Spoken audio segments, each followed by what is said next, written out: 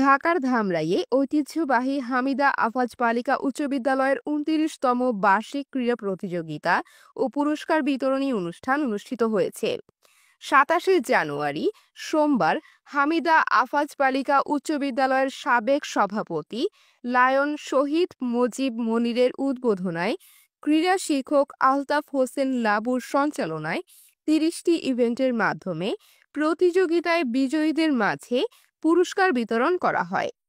এ সময় উপস্থিত ছিলেন ধামরাই উপজেলা সমাজসেবা কর্মকর্তা এস.এম. হাসান, উপজেলা মাধ্যমিক শিক্ষা কর্মকর্তা মোহাম্মদ জাকির হোসেন মোল্লা, ধামরাই উপজেলা বিএনপি সাধারণ সম্পাদক শামসুল ইসলাম, সহ সভাপতি রাকিবুর রহমান খান ফরহাদ, বিদ্যালয়ের প্রধান শিক্ষক আরিফুর রহমান নাসিম, কুশরা ইউনিয়ন বিএনপি সভাপতি আব্দুল হাই, সাধারণ সম্পাদক হুমায়ুন কবির, উপজেলা কৃষক দল আহ্বায়ক নজরুল ইসলাম, কুশরা বাজার বণিক সমিতির সভাপতি জহিরুল ইসলাম, উপজেলা ছাত্রদলের সাবেক সহ সাংগঠনিক সম্পাদক আলী ইমাম, উপজেলা ছাত্রদলের আপ্যায়ন বিষয়ক সম্পাদক রুবেল হোসেন পল্লব, ইউনিয়ন ছাত্রদল নেতা রায়হান এবং বিদ্যালয়ের শিক্ষক শিক্ষার্থী ও অভিভাবকরা।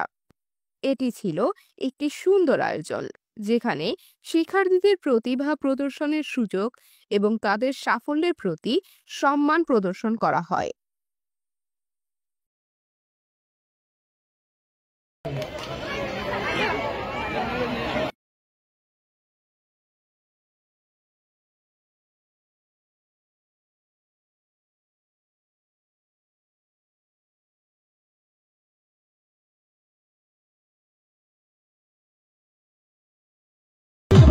আমাদের প্রিয় অতিথি বিদ্যালয়ের সম্মানিত প্রধান শিক্ষক আমাদের